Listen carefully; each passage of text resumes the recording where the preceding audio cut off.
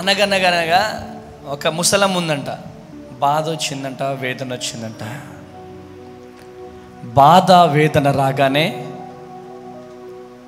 యేసయ్యకు phone చేసిందంట. యేసయ్యకు phone చేసిందంట. యేసయ్యా, hello యేసయ్యా, ఎక్కడున్నావు యేసయ్యా? నేను ఇంత కరువుతో ఉంటే నువ్వు ఎక్కడున్నావు ప్రభువా? నాకు తినడానికి తిండి లేదయ్యా. అయ్యా, ఇంట్లో బియ్యం లేదయ్యా, పప్పు లేదయ్యా, నువ్వు పంపిస్తావా లేదా? ఎంతసేపు వేసయ్యా? ఎన్ని రోజులు వేసయ్యా? ఆకలి అవుతుంది కదా ప్రభువా అని ఏడుస్తుంటే ఒక వ్యక్తి ఉన్నాడంట. ఈమెకు యేసు ప్రభు మీద నమ్మకం లేకుండా చేయాలి అని చెప్పి ప్రార్థన చేస్తుంటే ఇమ్మీడియట్లీగా తన పిఏని పంపించి ఒక ట్రాలీ మొత్తం నిండా బియ్యము, పప్పు, నూనె, సరుకులన్నీ పంపించాడంట. హల్లెలూయా, అన్నీ పంపించాడంట. తన వ్యక్తిని వెళ్ళి పంపిస్తే మొత్తం రూమ్ అంతా నింపేసిండంట. ఓ అమ్మా, ముసలమ్మ, ఎవరు పంపించారనుకుంటున్నావు నువ్వు అంటే, ఎవరు పంపించారయ్యా, ఎవరు పంపించారయ్యా అంటే, ఎవరు పంపించారో తెలుసా? సాతాను పంపించింది. ఎవరు పంపించారు? సాతాను పంపించింది. మీ దేవుడు లేడు, ఎవరు లేరో. యేసు ప్రభు కాదు పంపించింది, సాతాను పంపించిందంటే ఆ ముసలమ్మ ఏం చెప్పిందో తెలుసా? లేదయ్యా, నేను యేసయ్యకి ఫోన్ చేసినాను, యేసయ్య నాకు పంపిస్తా అన్నాడు, యేసయ్య సాతానుకి చెప్పాడు, సాతాను కూడా యేసయ్య మాట వినాల్సిందే. కొట్టు గట్టిగా చప్పట్లు. హల్లెలూయా. సాతాను కూడా యేసయ్య మాట వినాల్సిందే, యేసయ్య మాటకు ఒబే అవ్వాల్సిందే.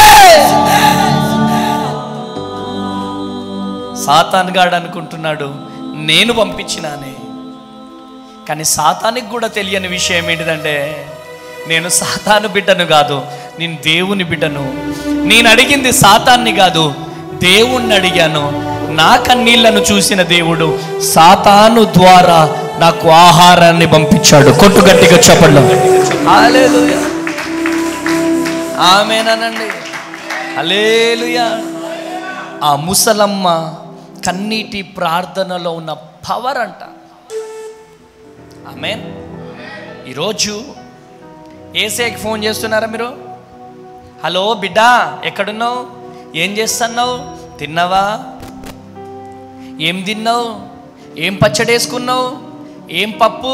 పప్పు అంటే పెసరపప్ప, కందిపప్ప, మైసూరు పప్ప, లేకపోతే ఉప్మా తిన్నా అంటే ఏ ఉప్మా? గోధుమ రవ్వ ఉప్మానా, లేకపోతే బొంబాయి రవ్వ ఉప్మానా? గంటలు గంటలు మనం ఫోన్లలో మాట్లాడతాం, గంటలు గంటలు ఫోన్లలో ఎవ్వరం పెడతాం.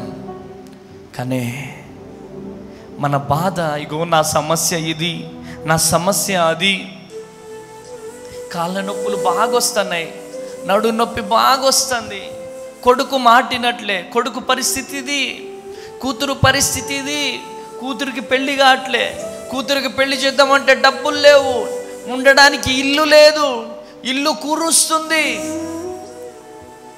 అప్పులోడొచ్చి ఇంటి ముందొచ్చి ఎట్లా పడితే అట్లా మాట్లాడిపోయిండని వాళ్ళకు వీళ్ళకు చెప్పుకుంటాం ఫోన్లలో. ఎవరికి చెప్పుకోవాలి బాధ, ఎవరికి చెప్పుకోవాలి బాధ కానీ వెంటనే బెస్ట్ ఫ్రెండ్కి ఫోన్ చేస్తాం, లేకపోతే బంధువులకు ఫోన్ చేస్తాం. ఆ ముసలమ్మ ఎవరికి ఫోన్ చేసింది చెప్పాలా? ఎవరికి? యేసయ్యకు ఫోన్ చేసింది. హల్లెలూయా. యేసయ్యకు ఫోన్ చేయగానే యేసయ్య చెప్పు బిడ్డ అన్నాడంట. కొట్టు గట్టిగా చప్పట్లు.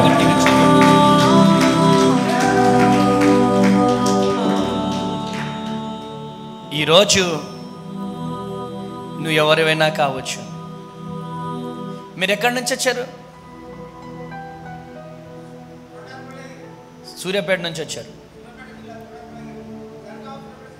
ఎస్. మీకు ఏదైనా అవసరం ఉందనుకోండి, ఎవరికి చెప్తారు? ఫోన్ చేసి, ఇక్కడ నుంచి చర్చిలో నుంచి ఫోన్ చేసి, అరే నాకు 1,00,000 రూపాయలు కావాలరా అని చెప్పి నీ బంధువులకి ఎవరికైనా ఫోన్ చేసినావు అనుకో, సరే చూస్తా అంటారు. మరలా ఫోన్ చేసినావు అనుకో, ఏం చేస్తారు? నీ నెంబర్ బ్లాక్ లిస్ట్లో పెడతారు. మరలా ఫోన్ చేసినావు అనుకో, ఇక ఫోన్ కలవదిగా, నాట్ రీచబుల్. అంతేనా డాడీ? అంతేనా? Not reachable. ఈ సేవలు అందుబాటులో లేవు, మిమ్మల్ని వాళ్ళు బ్లాక్ లిస్ట్లో పెట్టారు, మీరు వాళ్ళని చేరుకోలేరు అని చెప్పి అంటారు. నీ చెల్లెళ్ళు బిజీ టోన్లో పెట్టేస్తారు. పాపం చెల్లి వెళ్ళి భర్తని అడుగుతుంది, మన దగ్గరే లేవు, వాళ్ళకి ఎక్కడి నుంచి ఇస్తామని ఇస్తారు. ఉన్నా ఇవ్వరు.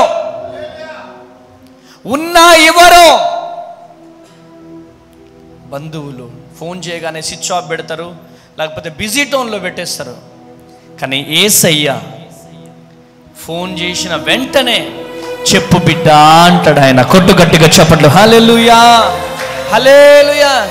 చెప్పు, నీకేం కావాలో చెప్పు. అయ్యా నా బిడ్డ పెళ్లి చేయాలయ్యా, అయ్యా నా కుమారుడికి స్వస్థత కావాలయ్యా, అయ్యా అప్పులతో ఉన్నామయ్యా, అయ్యా అనారోగ్యముతో ఉన్నామయ్యా, అయ్యా నిందలతో ఉన్నామయ్యా, కష్టాలతో ఉన్నామయ్యా, అయ్యా రోగముతో ఉన్నానయ్యా, బలహీనతో ఉన్నానయ్యా, నన్ను తాకయ్యా, నన్ను స్వస్థపరచయ్యా అని యేసయ్య మందిరంలో కూర్చొని యేసయ్యకు ఫోన్ చేస్తే ఆయన దిగి వచ్చి నిన్ను స్వస్థపరచబోతున్నాడు. కొట్టు గట్టిగా చెప్పుల్లో కొట్టు. హల్లెలూయా. దేవుని మందిరము, ప్రార్థన గోపురం అంటే ఏంటిదో తెలుసా?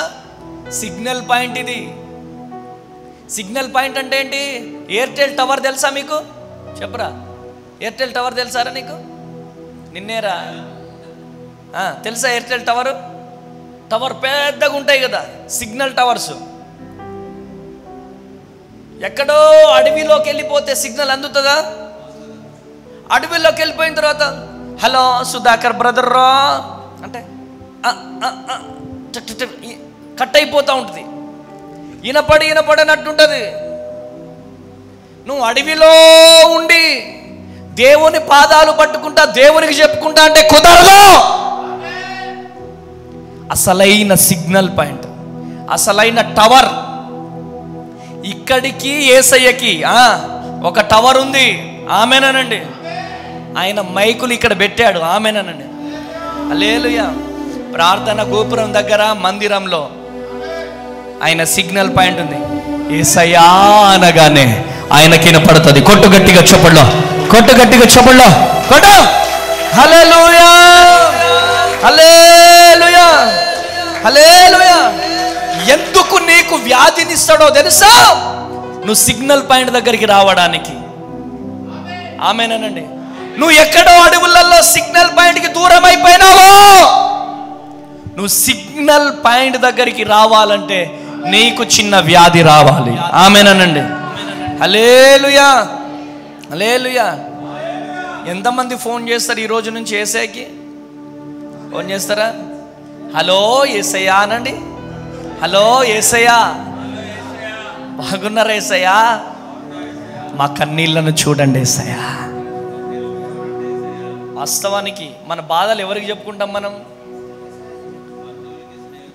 బంధువులకు, స్నేహితులకే చెప్పుకుంటాం. వాళ్ళు ఏం చేస్తారు చెల్లెమ్మ? వాళ్ళు ఇంకొక 10 మందికి చెప్తారు నీ గురించి. నీ పేరేంటి? గాయత్రి. ఏం చేస్తారు వాళ్ళు? గాయత్రి పని అయిపోయింది, గాయత్రిగో ఇట్లా అంట అట్లా అంట అంటారు. రాఘవయ్య పరిస్థితి ఇదంట. హల్లెలూయా, కృప కలుగునుగాక. ఈరోజు ఈ మాటలు వింటున్న ప్రియ దేవుని బిడ్డారా, మనుషుల వైపు చూడొద్దు. మనం ఎవరి వైపు చూడాలి? దేవుని వైపు చూడాలి. దేవుని పాదాలు పట్టుకోవాలి. యేసయ్యకు మాత్రమే మనం ఫోన్ చేయాలి, యేసయ్యతోనే మాట్లాడాలి. కొట్టు గట్టిగా చప్పట్లు హల్లెలూయా.